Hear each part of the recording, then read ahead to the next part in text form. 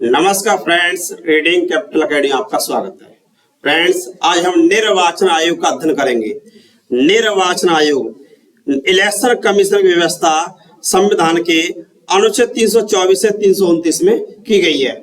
इस तरह से निर्वाचन आयोग एक स्वतंत्र और स्वायत्त संस्था है।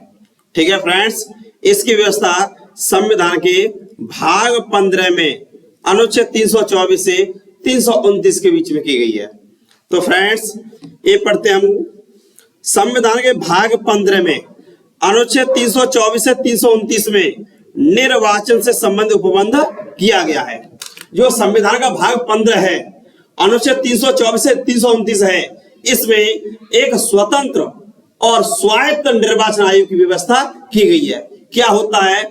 लोकतंत्र के सफल संचालन के लिए स्वतंत्र और निष्पक्ष निर्वाचन आयोग होना जरूरी है।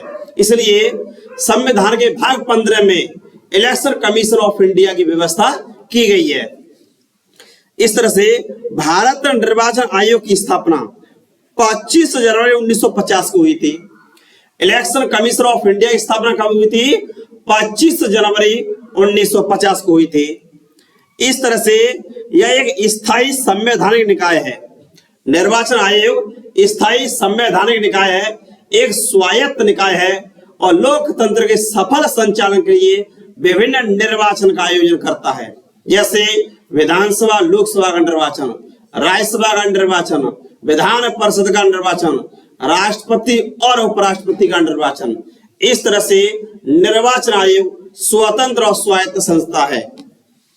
निर्वाचन आयोग का गठन एक मुख्य निर्वाचन आयुक्त तथा 2 अन्य निर्वाचन आयुक्त से होता है।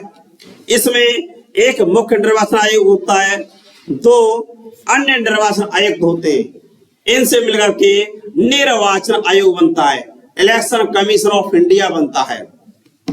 इसकी नियुक्ति राष्ट्रपति द्वारा की जाती है। निर्वाचन आयोग की नियुक्ति कौन करता है? राष्ट्रपति। The president of India appointed to the election commissioner of India. इस तरह से निर्वाचन आयुक्तों की नियुक्ति राष्ट्रपति के द्वारा की जाती है।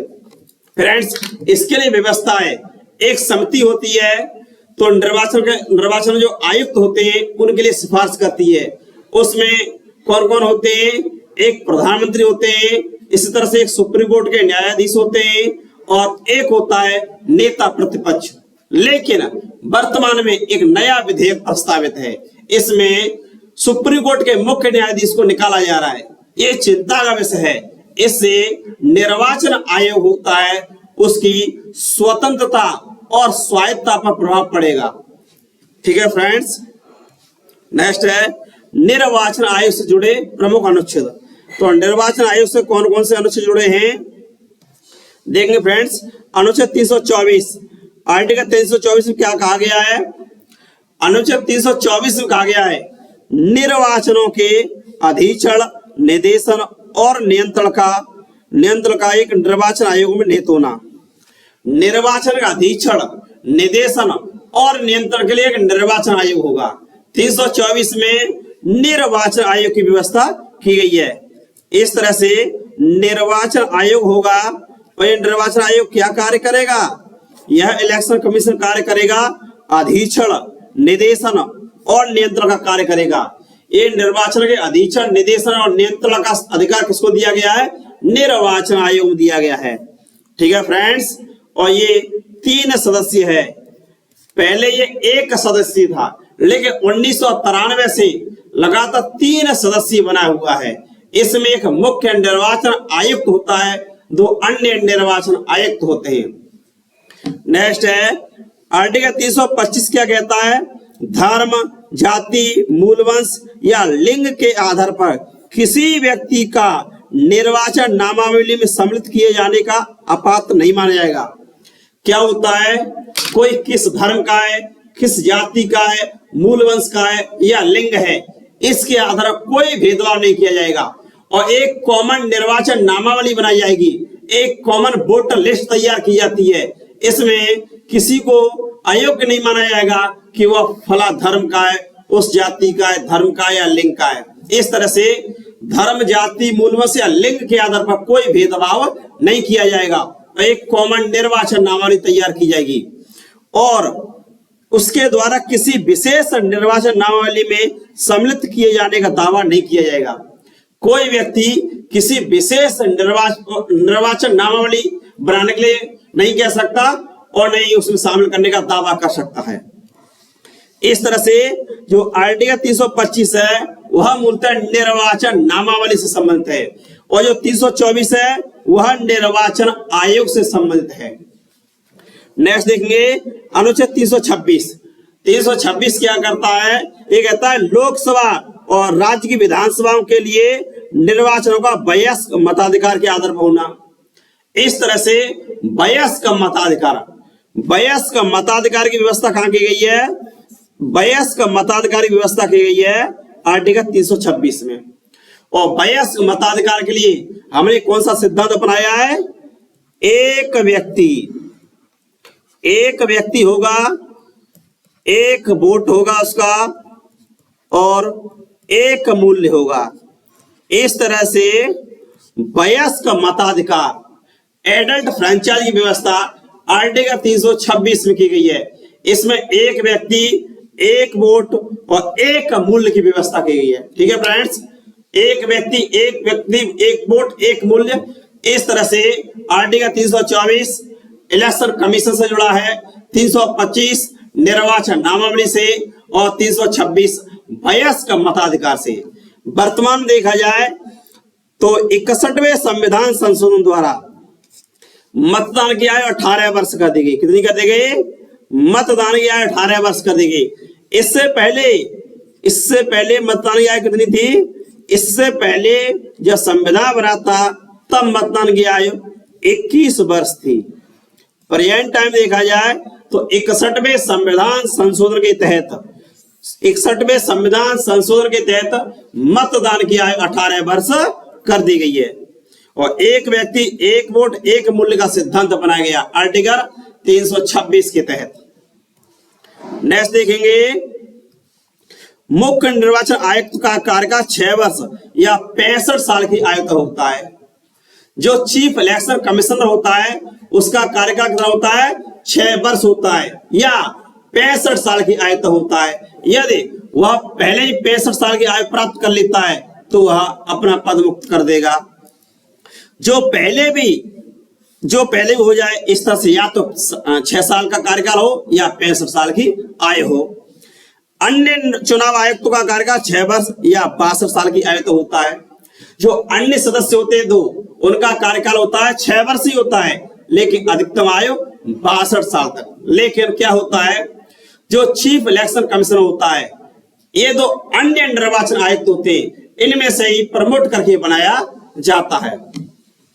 नेक्स्ट देखेंगे मुख्य चुनाव आयुक्त तथा अन्य चुनाव आयुक्तों का सर्वोच्च न्यायालय के न्यायाधीशों के समान वेतन और भत्ते प्राप्त होते हैं। जो चीफ इलेक्शन कमिश्नर है तथा अन्य इलेक्शन कमिश्नर है उनको वेतन और भत्ता कैसा मिलता है? सुप्रीम कोर्ट के न्यायाधीशों के समान। सुप्रीम कोर्ट के न्यायाधीशों के समान ही उनको वेतन भत्ता मिलता है। ठीक है फ्रेंड्स, यस फ्रेंड्स, वीडियो अच्छा लग रहा हो तो सब्सक्राइब कर लें और शेयर कर लें। नेक्स्ट देखेंगे पहले चुनाव आयोग एक सदस्य आयोग था। पहले इलेक्शन कमिश्नर क्या था? एक सदस्य था। लेकिन अक्टूबर 1993 से 3 सदस्यीय आयोग बना।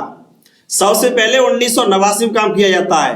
1989 में नियुक्ति की जाती है अन्य निर्वाचन आयुक्त की, लेकिन बाद में इसको रद्द कर दिया जाता है। बाद में 1993 से नियमित रूप से 3 सदस्य बना दिया गया है। अब प्रथम चुनाव आयुक्त कौन बने थे? Sukumar Sen. First election commissioner, प्रथम निर्वाचन आयुक्त सुकुमार सेन बने थे। मित्रों, आपने टीएन सेशन सुने होंगे। टीएन सेशन ये निर्वाचन आयोग को अधिक शक्तिशाली बना गए थे। इन्होंने निर्वाचन प्रक्रिया को अधिक पारदर्शी और जवाबदेही बनाया था। निर्वाचन आयोग को स्वतंत्र और स्वायत्तता दिलाने में महत्वपूर्ण भूमिका निभाई थी। इस तरह से नेक्स्ट देखेंगे और निर्वाचन आयोग के कार्य क्या है। इसके क्या कार्य हैं? चुनाव क्षेत्रों का परिसीमन करवाना। क्या होता है, जो इलेक्शन की कॉन्स्टिट्यूएंसी होती है तो उनका परिसीमन किया जाता है। एक निश्चित क्षेत्र निश्चित किया जाता है। जैसे आगरा में 9 विधानसभा सीटें हैं, तो आगरा की 9 विधानसभा सीटों का परिसीमन किया जाएगा, उनकी निर्वाचन नामावली तैयार की जाएगी। इसी तरह से फिरोजाबाद में 5 विधानसभा सीटें हैं, तो उनकी निर्वाचन नामावली तैयार की जाती है। इसी तरह से देखा जाए तो भिन्न भिन्न जिला में अलग अलग विधानसभा सीटें होती हैं, उसी हिसाब से निर्वाचन नामावली तैयार की जाती है। ठीक है फ्रेंड्स, इसी तरह से इटावा में 3 विधानसभा सीटें हैं, मैनपुरी में 4 विधानसभा सीटें हैं, तो इनका परिसीमन करके इनका क्षेत्र निश्चित कर दिया जाता है और इनकी वोटर लिस्ट तैयार की जाती है। नेक्स्ट है मतदाता सूची तैयार करना। तो मतदाता सूची तैयार कौन करता है? इलेक्शन कमीशन वोटर लिस्ट तैयार करता है। इसमें जो 18 वर्ष के वयस्क नागरिक होते हैं वह अपना नाम शामिल करा सकते हैं। अगला विभिन्न राजनीतिक दलों को मान्यता प्रदान करना। जो पॉलिटिकल पार्टीज होती हैं, राजनीतिक दल होते हैं, उनको मान्यता कौन देता है? Election commission. निर्वाचन आयोग मान्यता देता है, इनको चुनाव चिन्ह आवंटित करता है और इनको राष्ट्रीय दल और प्रांतीय दल तथा पंजीकृत दल में विभाजन करता है। जैसे वर्तमान देखा जाए तो भारत में मुख्य 6 राष्ट्रीय दल हैं और अनेक प्रांतीय दल हैं, जैसे समाजवादी पार्टी ये प्रांतीय दल है, जनता दल, यूनाइटेड राष्ट्रीय जनता दल, झारखंड मुक्ति मोर्चा इत्यादि, ये क्या है? ये प्रांतीय दल हैं। कुछ राष्ट्रीय दल भी होते हैं, जैसे भारतीय जनता पार्टी, इसी तरह से कांग्रेस पार्टी, बहुजन समाज पार्टी, आम आदमी पार्टी, इसी तरह से एनपीपी नेशनल पीपल्स पार्टी, ये पार्टी नॉर्थ ईस्ट की पार्टी है। इस तरह से सीपीआईएम ये राष्ट्रीय पार्टी है। तो इनका डिसाइड कौन करता है? इलेक्शन कमीशन करता है। नेक्स्ट है राजनीतिक दलों को आरक्षित चुनाव चिन्ह प्रदान करना और चुनाव करवाना। और जो राजनीतिक दल होते हैं उनको चिन्ह आवंटित किए जाते हैं। जैसे समाजवादी पार्टी का चुनाव चिन्ह साइकिल है, तो ये आवंटित कौन करेगा? इलेक्शन कमीशन करेगा। इसी तरह से बहुजन समाज पार्टी का हाथी है, भारतीय जनता पार्टी का कमल का फूल है, कांग्रेस का हाथ का पंजा है। इस तरह से ये इलेक्शन कमीशन करता है। चुनाव करवाना, तो निर्वाचन आयोग का मुख्य कार्य चुनाव करवाना ही होता है। जैसे लोकसभा और विधानसभा का चुनाव करवाना। देखेंगे मित्रों 2024 में लोकसभा का निर्वाचन होगा, तो इसे कौन कराएगा? इलेक्शन कमीशन ऑफ इंडिया कराएगा। इसी तरह से राजनीतिक दलों के लिए आचार संहिता तैयार करना। जो आचार संहिता होती है चुनाव के समय होती है, उसको इलेक्शन कमीशन ही करता है। नेक्स्ट देखेंगे निर्वाचन आयोग के लिए, निर्वाचन आयोग को स्वतंत्र बनाने के लिए कुछ प्रावधान है। क्या होता है? निर्वाचन आयोग स्वतंत्र बना रहे, तो इसके लिए कुछ प्रावधान किया गया है जिससे उसकी स्वतंत्रता और स्वायत्तता कायम बनी रहे। तो देखेंगे फ्रेंड्स, निर्वाचन आयोग एक संवैधानिक संस्था है, अर्थात इसका निर्माण संविधान के द्वारा किया गया है। संविधान के द्वारा किया गया है, इसलिए निर्वाचन आयोग को समाप्त नहीं किया जा सकता। और संविधान के भाग 15 में अनुच्छेद 324 में आर्टिकल 324 में निर्वाचन आयोग की व्यवस्था की गई है। इसी तरह देखा जाए मुख्य चुनाव आयुक्त तथा अन्य चुनाव आयुक्त की नियुक्ति राष्ट्रपति करता है। जो चीफ इलेक्शन कमिश्नर होता है, तो अन्य होते हैं, उनकी नियुक्ति कौन करता है? राष्ट्रपति करता है। इनका कार्यकाल भी फिक्स होता है 6 वर्ष। 6 वर्ष होता है, 65 साल की आयु तक अपने पद पर बने रहते हैं। हालांकि अन्य जो होते हैं वह 62 साल की आयु पर रिटायर्ड हो सकते हैं। इसी तरह देखा जाए मुख्य चुनाव आयुक्त को महाभियोग जैसी प्रक्रिया से हटाया जा सकता है। इस तरह से मुख्य चुनाव आयुक्त होता है, चीफ इलेक्शन कमिश्नर होता है, उसको जो सुप्रीम कोर्ट के न्यायाधीश होते हैं उनको हटाया जाता है, उसी रीत से हटाया जा सकता है। इस तरह से एक तो उसका कार्यकाल निश्चित कर दिया गया, दूसरी ओर इसको हटाने की एक जटिल प्रक्रिया अपनाई गई है। मुख्य चुनाव आयुक्त का दर्जा सर्वोच्च न्यायालय के न्यायाधीश के समान ही होता है। जो सुप्रीम कोर्ट के न्यायाधीश होते हैं उसी के समान इलेक्शन कमीशन को दर्जा दिया जाता है। नियुक्ति के पश्चात मुख्य चुनाव आयुक्त तथा अन्य चुनाव आयुक्तों की सेवा शर्तों में कोई अलाभकारी परिवर्तन नहीं किया जाएगा। एक बार नियुक्त हो गए फिर कोई अलाभकारी परिवर्तन नहीं किया जाएगा। इससे उनकी स्वतंत्रता पर कोई प्रभाव नहीं पड़ता है। मुख्य निर्वाचन आयुक्त तथा अन्य चुनाव आयुक्तों का वेतन भत्ता संचित निधि से दिया जाता है। तो इस तरह से उसको स्वायत्तता प्रदान की गई है। इस तरह से फ्रेंड्स हमने पढ़ा कि संविधान के भाग 15 में और आर्टिकल 324 से 329 तक निर्वाचन से संबंधित प्रावधान किया गया है। ये निर्वाचन से संबंधित प्रावधान किया गया है और 61वें संविधान संशोधन द्वारा मतदान की आयु कितनी कर दी गई थी? 18 वर्ष कर दी गई थी। 61वें संविधान संशोधन के द्वारा मतदान की आयु 18 वर्ष कर दी गई। इस तरह से फ्रेंड्स आज हमने निर्वाचन आयोग को पढ़ा।